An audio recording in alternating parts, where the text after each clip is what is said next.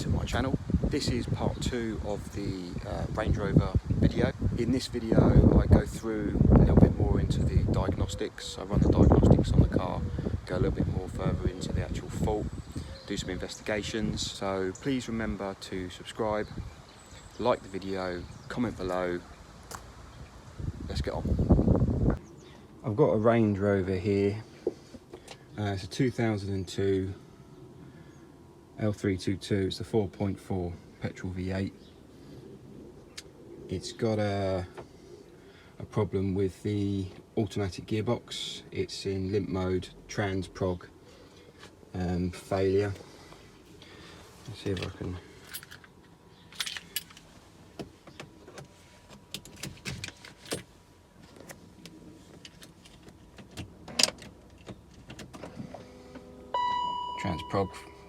Trans fail-safe prog, and that's basically just a generic message to say that there is, and yes, suspension, there is a problem with the gearbox or the drive train, i.e. the transfer box or whatever. So I've got my T4 and my T4 test book set up.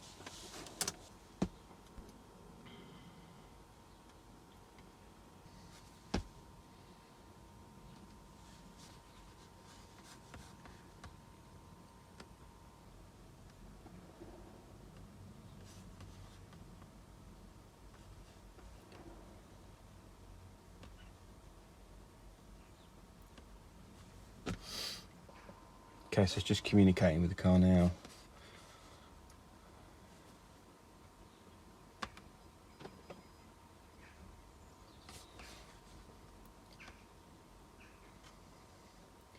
So automatic transmission.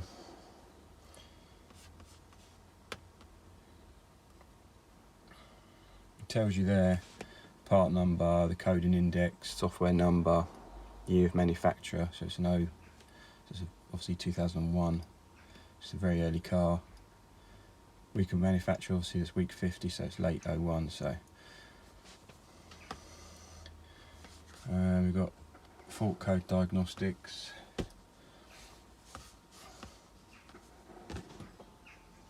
So we've got those 3 codes that have come up. So it's saying that the default program is active, which means limp mode. Fault currently present, which means that it's not a history fault. Short circuit to ground or open circuit. So it can't find that circuit basically. And then that's the same, and that's the same. So we're going to clear the faults.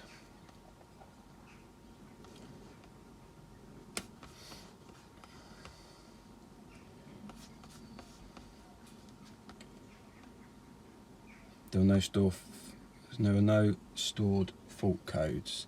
So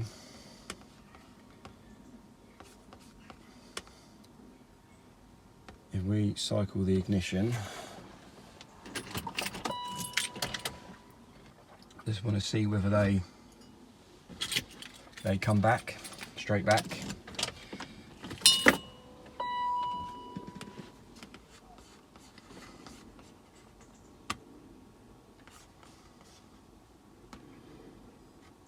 So they do. So the fact that they come straight back suggests that it isn't actually a pressure problem, it's an electronics problem. So it's either failure in the wiring to the solenoids or the solenoids themselves. The previous owner told me that it was working fine. I mean, I know you can't believe everything everyone says, but he's got no reason to lie to me. I bought it at spares and repairs anyway. I wouldn't have thought all 3 solenoids would fail all at the same time, so I would suggest it's a wiring fault. So what you can also do is obviously do a real-time display.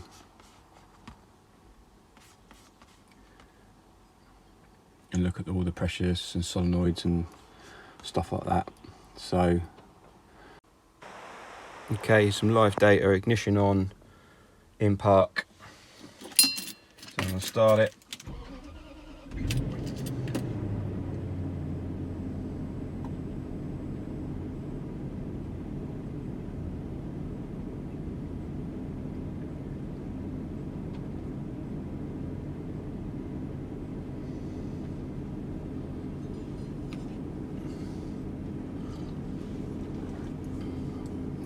going to do is I'm going to put it in reverse.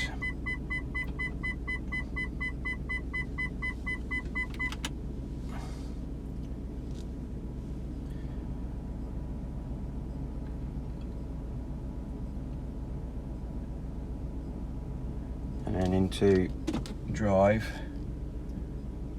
So it's going straight into 4th gear, limp home.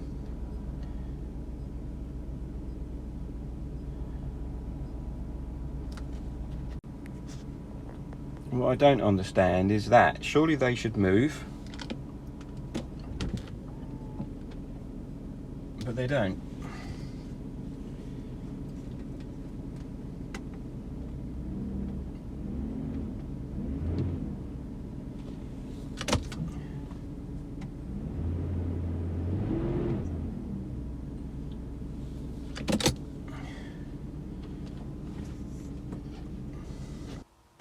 Okay, so that's the fault I've got on it. So it works fine in reverse, but when you put it into drive, it goes straight into 4th, and it's really lethargic off the line, obviously because it's starting in the wrong gear. So I need to get that looked at.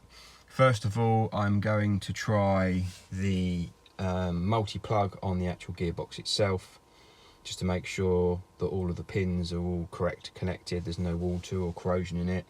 So that's going to be the first job to do.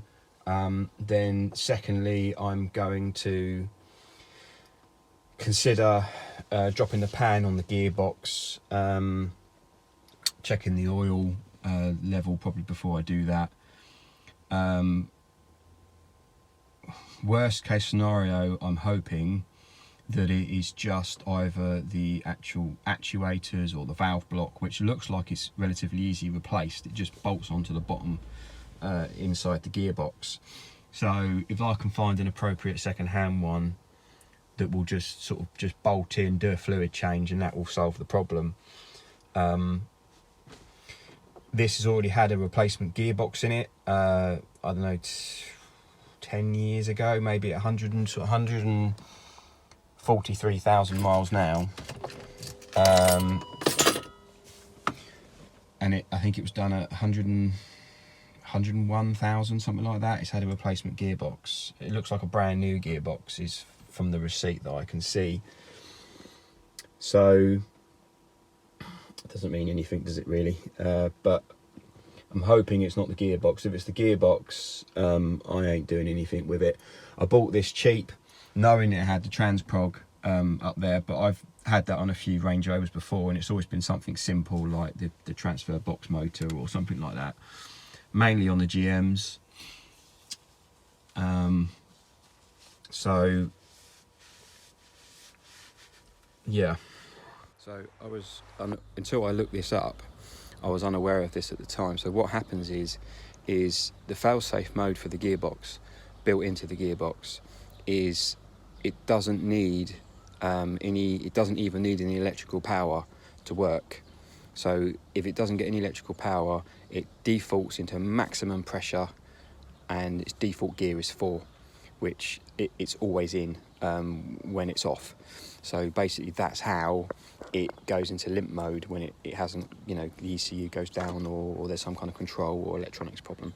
So I didn't realise that. So you can have a completely dead ECU, and in theory, apart from the fact that mine wouldn't crank when I unplugged it, in theory, if all the electronics go down, you can still start it and drive, because its default position is 4th gear maximum pressure, which is its sort of default sitting.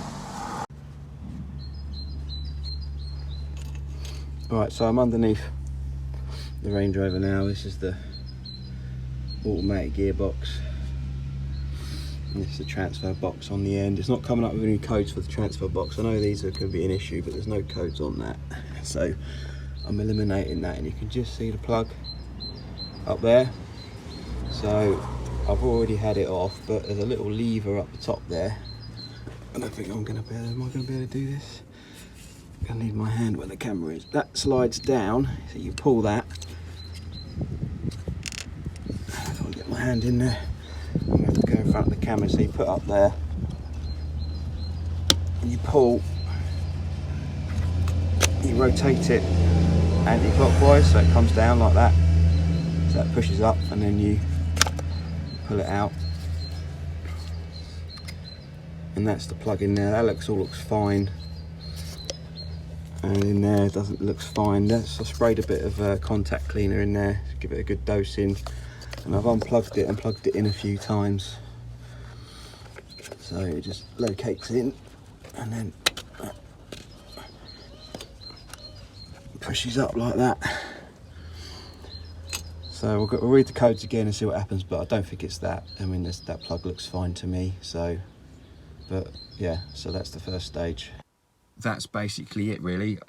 I've obviously given you a look around the car, or you will have done by the time you watch this. I haven't done it yet, but I will. So it was cheap enough. I knew what the problem was. Well, I didn't know what the problem was, but I knew it had issues anyway. It wouldn't start. That was because the battery was completely flat. Even the amount of boosted and jump leads you put on it, it still wouldn't crank. The battery was so flat. And I think the battery's actually faulty, because I've charged it and I've tested it, and it's half the capacity. 600. It's a big 950 amp battery, and it's got half of the capacity it should have. So on a car like this, unless you use it every single day, it's not going to work. So it's still under warranty apparently from the original seller. He sent me the receipt. I don't know where he bought it from. I haven't looked at the receipt yet. I don't think I'm going to be able to show them a picture of a receipt and get a warranty item on it. I don't know. So I need to look into that. So yeah, so that's it on this video at the moment. Thanks for watching. It would be really nice to get to 1,000 subscribers. Knowing how many subscribers I've got, that looks like you know, a mile away.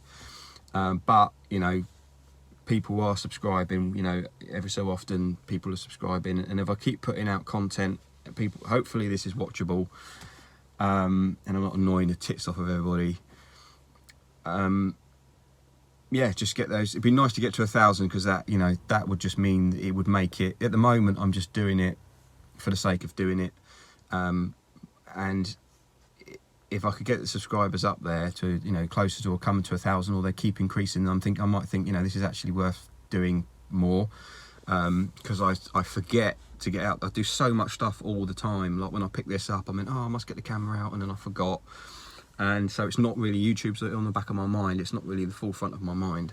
And it would be nice to make it the forefront of my mind and make it, you know, something that people actually want to watch.